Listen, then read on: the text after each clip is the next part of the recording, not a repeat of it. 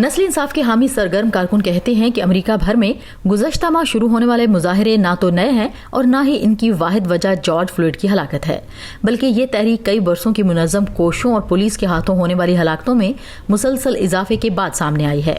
It arrives at a moment in which the public's patience یہ سب کچھ ایسے وقت سامنے آیا جب پولیس کی بربریت کے خلاف لوگوں کے صبر کا پیمانہ لبریز ہو گیا ہے۔ جارج فلوئڈ کی ویڈیو سے پہلے منیاپولس میں فلانڈو کاسٹیل کی ویڈیو سامنے آئی اور اس سے قبل تمیر رائس، والٹر اسکاٹ اور لکوان میک ڈونلڈ کی ویڈیوز منظر عام پر آئیں۔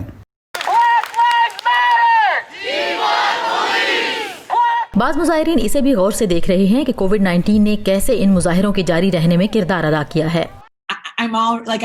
مجھے پہلے ہی منظم تعصب سے لڑنا ہے اور ساتھ ایک ایسے وائرس سے بھی جس کی کسی کو بھی سمجھ نہیں، اور اس کے ساتھ آپ ٹی وی پر آئے دن اس طرح کے واقعات دیکھتے ہیں تو کچھ تبدیلی آنی ضروری ہے۔ اس سال سوشل میڈیا فنڈ اکٹھا کرنے کی کوششیں اور پٹیشنز بھی احتجاجی ریلیز کے ہم قدم نظر آئے۔ اس وقت بے روزگاری کی شرح پہلے سے کہیں زیادہ ہے، لوگوں کے پاس وقت ہے سڑکوں پر نکلنے کے لیے۔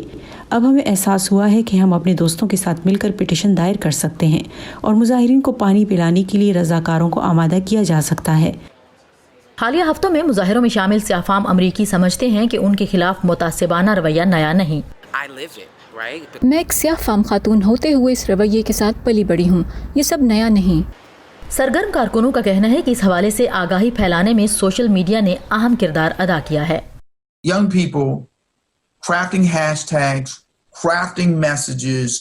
روزمرہ زندگی میں تبدیلی کے پیش نظر نوجوان ہیش ٹیگز اور پیغامات ترتیب دے رہے ہیں اور ان پیغامات کے ذریعے عوامی پالیسیوں میں تبدیلی اور اس موضوع پر مباحثوں کے آغاز کی کوشش کر رہے ہیں۔ اگرچہ اس سال سیاہ فاموں کے لیے ہونے والے ان مظاہروں کی نوعیت مختلف ہے، تاہم سرگرم کارکنوں کا کہنا ہے کہ اس کے پیچھے سالوں کی کوششیں کار فرما ہیں۔ Based on my 25 years of doing this work, ملک بھر میں اپنے اس کام کے 25 سال کے تجربے کی بنیاد پر میں یہ کہہ سکتا ہوں کہ یہ فیصلہ کن موڑ ہے۔ میں نے 5 برس پہلے یہ سوچا تھا جو کہ غلط نہیں تھا۔ سرگرم کارکن سمجھتے ہیں کہ حالیہ تحریک حقیقی تبدیلی لے کر آئے گی۔ اس کی وجہ سے مقامی اور سرکاری سطح پر پولیس اصلاحات کی باتیں پہلے ہی شروع ہو چکی ہیں۔ عیشا سرائے کے ساتھ سعدیہ زبران جھا، وائس آف امریکہ۔